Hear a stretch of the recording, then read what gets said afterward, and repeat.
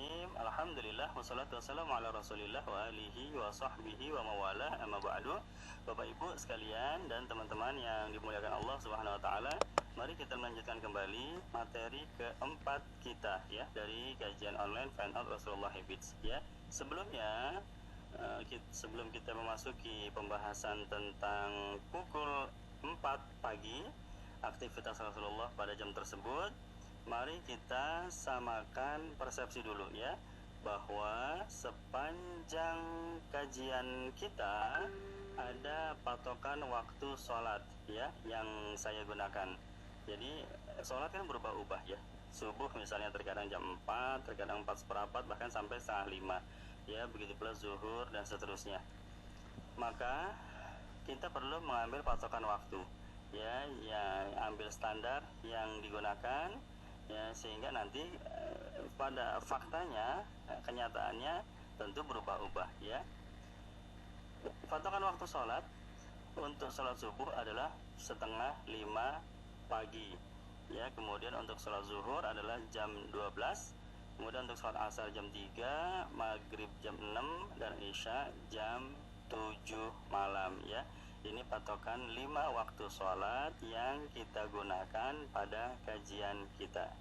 Baik, jadi ketika pukul 4 maka Rasulullah SAW masih dalam keadaan tidurnya ya, masih di tengah-tengah tidurnya yang kedua, yang beliau sudah mulai sejak pukul 3 ya, sebagaimana yang kemarin kita ceritakan ya. Pukul 3 beliau istirahat kembali untuk kedua kalinya.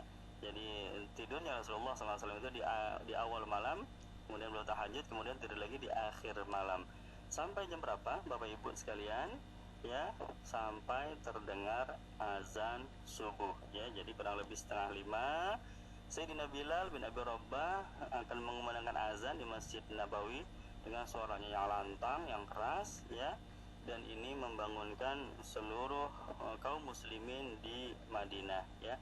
Rasulullah SAW juga demikian, beliau akan bangun mendengar azannya Sayyidina Bilal bin Abi Rabah.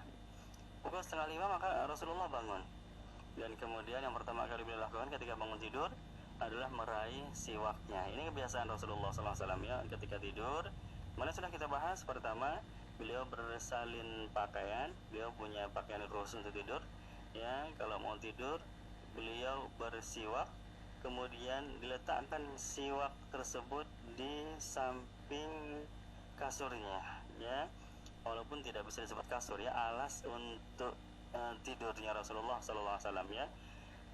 Kemudian ketika bangun maka yang pertama kali diraihnya adalah siwak tersebut. Beliau bersiwak, kemudian membaca doa bangun tidur, alhamdulilladzi ahyana ba'da ma amatana wa ilaihi nusyur, begitu ya. Jadi siwak itu lebih dulu daripada doa ketika bangun tidur. Ini salah satu kebiasaan baginda Nabi Muhammad Sallallahu Alaihi Wasallam. Karena beliau bangun dari tidur, kemudian berganti pakaian, kemudian mengambil air wudhu, atau beliau mandi ya, kalau memang ada kebutuhan untuk mandi ya. Kalau tidak ada kebutuhan untuk mandi maka beliau berwudhu ya, kemudian beliau melaksanakan sholat sunnah fajar di rumahnya ya. Jadi sholat sunnah fajar itu dilaksanakan setelah azan subuh ya, dan Rasulullah SAW mengerjakan di rumahnya ya, begitu. Dan ini sholat sunnah ini yang diceritakan oleh Sayyidatuna Aisyah adalah sholat sunnah yang paling diperhatikan oleh Nabi SAW dibandingkan sholat sunnah yang lain ya. Lam yakunin Nabi sallallahu alaihi wasallam ala syai'in minan nawafil asyaddu minhu ta'ahudan ya. Ini bahasanya Sayyidah Aisyah, asyaddu minhu ta'ahudan, artinya ya yang lebih ditekankan sekali untuk dikerjakan ya dibandingkan sholat-sholat yang lain, yaitu sholat sunnah 2 rakaat fajar ya, 2 rakaat sholat sunnah fajar. Beliau membaca Fatihah, kemudian membaca surat Qul ya ayyuhal kafirun di rakaat pertama, dan kemudian di rakaat kedua beliau setelah Fatihah membaca Qul huwallahu ahad Atau juga ada riwayat lain, setelah Fatihah di rakaat pertama membaca Alam Nashrah, di rakaat kedua membaca Alam Taro. Ya, ini dua surat yang sering dibaca oleh Nabi, kuliah dengan kulhu atau Alam Nashrah dengan Alam Taro. Dua rakaat ini Bapak Ibu sekalian dan teman-teman yang dimuliakan Allah, yang disebut oleh Nabi khairu minad dunya wa ma fiha. Rakaat al-fajri khairu minad dunya wa ma fiha, ya, rawahu Muslim, bahwa dua rakaat sholat sunnah fajar khairun, lebih baik dari dunia dan seisinya. Apa artinya lebih baik dari dunia dan seisinya? Artinya bahwa pahala dari sholat sunnah fajar nanti di akhirat, ketika yaumil mizan, ketika ditimbang pahala-pahala ibadah kita, ya, kita akan menempuh episode ini, ya, episode di mana seluruh manusia ditimbang amal-amal baiknya maupun amal-amalnya yang tidak baik, ya. Amal-amal tidak baik kita terus berdatangan, ditimbang, semakin memberatkan, ya, timbangan yang sebelah kiri berat sekali, ya. Kenapa? Karena betapa banyaknya amalan-amalan yang tidak baik yang kita kerjakan selama di dunia. Sedangkan amal baik kita juga begitu didatangkan satu demi satu, ditimbang. Nah, ketika pahala sholat sunnah fajar ditimbang pada saat itu, maka kita akan melihat beratnya pahala tersebut lebih berat daripada dunia dan seisinya. Allahumma sholli wa sallim wa barik alaih. Ya, maka kita akan berharap sekali, ya, dengan sholat sunnah fajar yang kita kerjakan, ya, kita akan berharap sekali bahwa pada hari itu kita banyak mengerjakan sholat sunnah fajar. Kenapa? Karena beratnya itu betul-betul ngebantu timbangan baik amal kebaikan kita, ya. Sementara kita sedang dalam keadaan panik dan cemas, timbangan amal yang tidak baik kita terus, ya, berdatangan bertubi-tubi. Kita ini kan makhluk yang penuh dosa, ya, penuh dengan khilaf, ya. Timbangan di sebelah kiri itu tak henti-hentinya, ini semakin berat. Tapi nanti ketika datang pahala sholat sunnah fajar, ya, timbangan yang kanan akan sangat membantu, karena khairu minad dunya wa ma fiha, lebih berat dari dunia dan seisinya.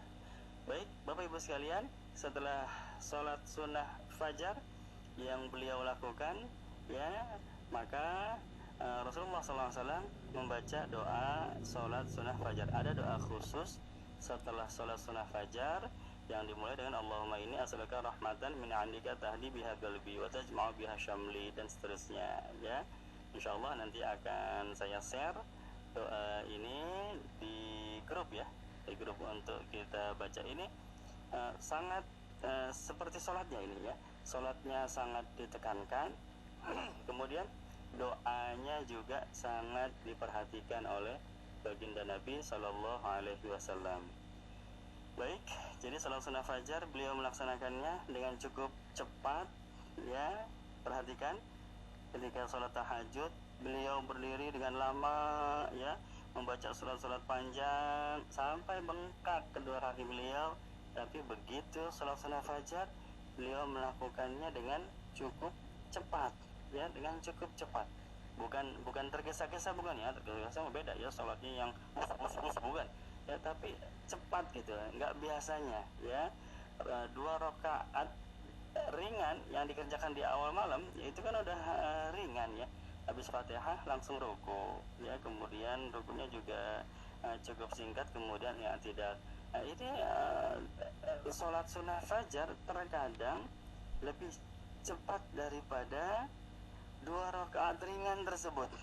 Sampai-sampai Sayyidatuna Aisyah berkata, hal yaqra'u fihi ma bifatihatil kitab. Ya, kata Sayyidatuna Aisyah, ini Rasulullah baca Fatihah enggak sih, begitu, ya. Kenapa? Karena dilihatnya cepat sekali gitu, seolah-olah Fatihah belum 7 ayat, baru 6 ayat kali ini udah ruku gitu, ya. Padahal enggak, ya, enggak demikian, ya. Rasulullah membaca Fatihah dan bahkan membaca surat, tapi memang surat-surat tersebut, Fatihah dan surat tersebut memang beliau membaca dengan cepat. Apa hikmahnya? Beliau ingin menunjukkan keseimbangan ya, bahwa ada saatnya sholat sunnah kita itu panjang pada waktunya, dan ada saatnya sholat sunnah kita juga singkat pada waktunya. Jadi kita menjadi muslim itu yang adil ya, ada saatnya panjang, ada saatnya pendek begitu. Ini hikmah mengapa Rasulullah SAW mempercepat sholat sunnah fajar tersebut. Beliau membaca doa fajar dan kemudian beliau masih di dalam rumahnya kurang lebih sampai setengah jam. Ya, apa yang beliau lakukan di dalam rumah tersebut? Beliau menyapa istrinya. Ya, kalau sedang di rumahnya Sayyidah Aisyah, maka disapa Aisyah. Bagaimana ya Humairah? Ya, tidurnya tadi malam bagaimana? Ya, kemudian mimpi apa semalam? Atau menceritakan, bercakap-cakap hal-hal yang ringan, hal-hal yang membahagiakan pada pagi hari itu.